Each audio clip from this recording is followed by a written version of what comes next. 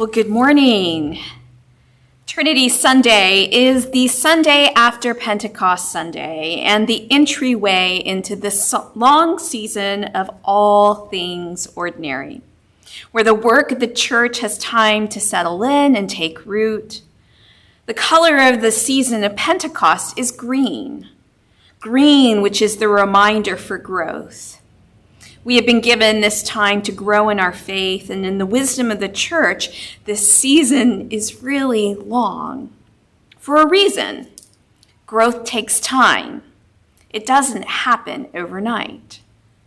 In fact, we won't see another color change in the church until Advent, right before Christmas, when we begin to prepare for the arrival of Jesus. So I think it's important to acknowledge where we are in the life of the liturgical cycle right now. Again, it's time to settle in, take root. It's time to grow in our faith. We have space in order to do that. It is time to do the work that God has given us to do. As well as in the wisdom of the church, we aren't given this task without help. Last week, we celebrated Pentecost, when the Spirit in a holy hurricane swept over Jerusalem. The disciples dared to breathe in this holy hurricane, and when they did, they were made apostles, and so ushered in a new way. The early church was born, and the work of Jesus was continued through regular folks. So, that example of how the Spirit came to the early church is still true for us today. The same Spirit that was inhaled and given to the apostles is also what is given to us. And before we begin this long season of ordinary time, we first remember that we have the same Spirit that will gently walk with us and guide us through this long season. It will also empower us to do the work that God has given us to do, to enliven us, to remind us we are never, ever alone in the walk of faith, to ensure us that this season of growth only happens because the Spirit is directing us. As our gospel reminds us this morning, when the Spirit of truth comes, He will guide you into all truth.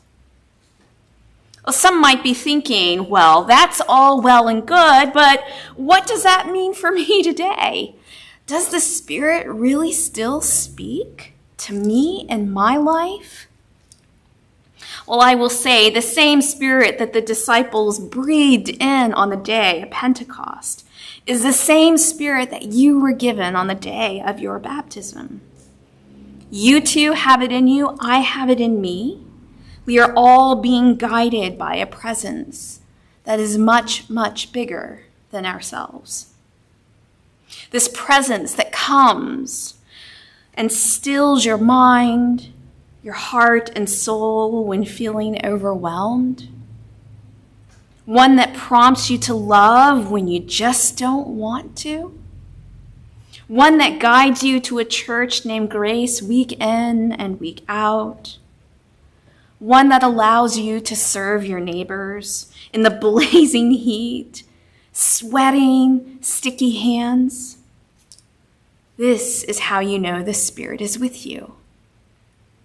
And this is the same Spirit that can be trusted and can be relied upon.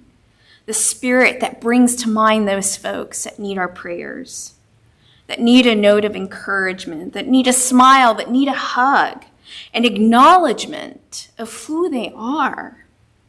Because you, empowered by the Spirit of God, just might be the only one who could and who would offer it to them, giving them hope, sparking curiosity inside of them. Why is this person so kind to me? Why do they even care?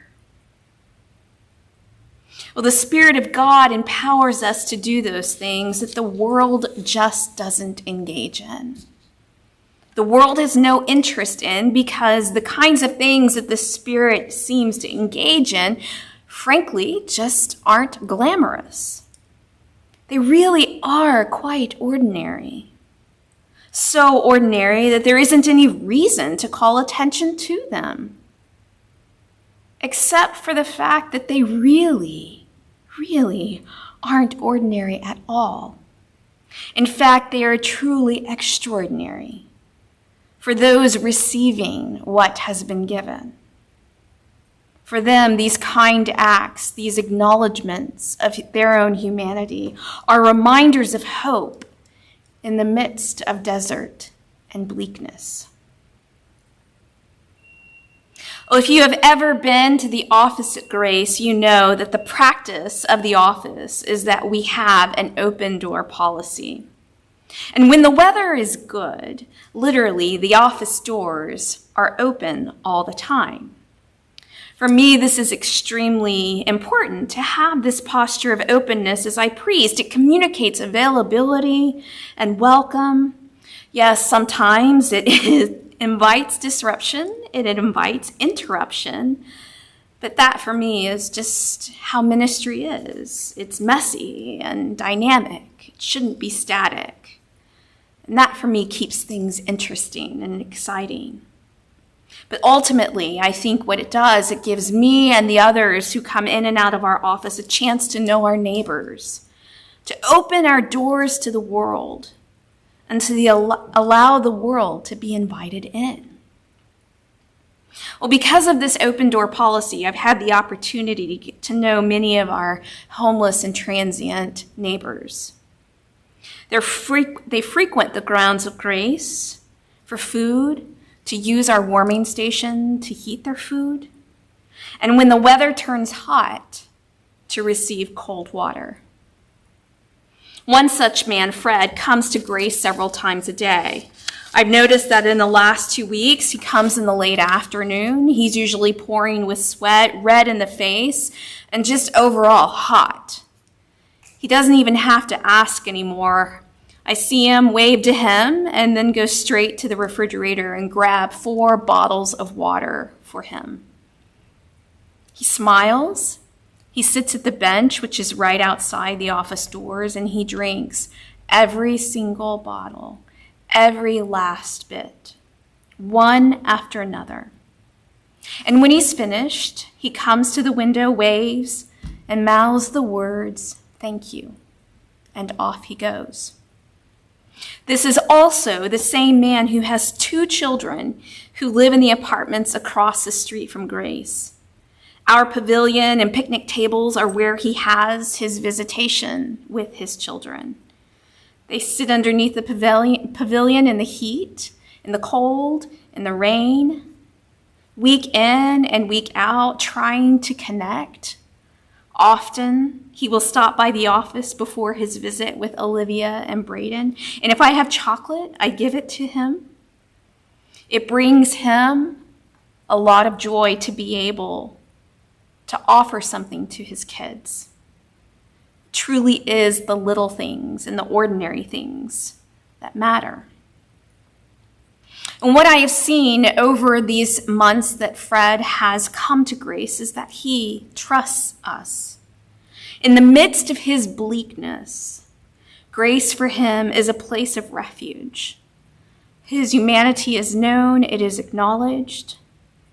He doesn't ask for much and is always so grateful for what he receives.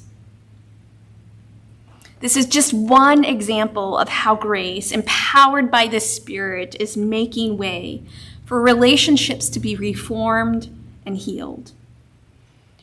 It's not just happening with the members of Grace, but also with our neighbors that frequent our campus. And for a man named Fred, living underneath the bridge in Alvin, we are home. So the Western Church has long held that the Trinity is symbolized by way of a triangle. But it is our brothers and our sisters in the Eastern Church who see the Trinity as a circle, a dancing circle of love and relationship, a union of togetherness that folds into one another, that flow from and with one another, that dance the divine dance together, that is ferociously in pursuit of relationship with one another, so that we, modern day disciples, are also ferociously in pursuit of relationship with one another, with God, with our neighbors. And that is why I shared the story with Fred. We too are dancing because our triune God is dancing. The example has been set, and so we have to follow. And what it shows is that we truly are all so interconnected, dancing the dance of love and relationship with one another, pushing and pulling, ebbing and flowing, beautifully working out this way of being and staying connected with one another, God, each other, neighbor. Sometimes we two-step, sometimes we waltz, other times we jitterbug. We are all connected, dancing the dance.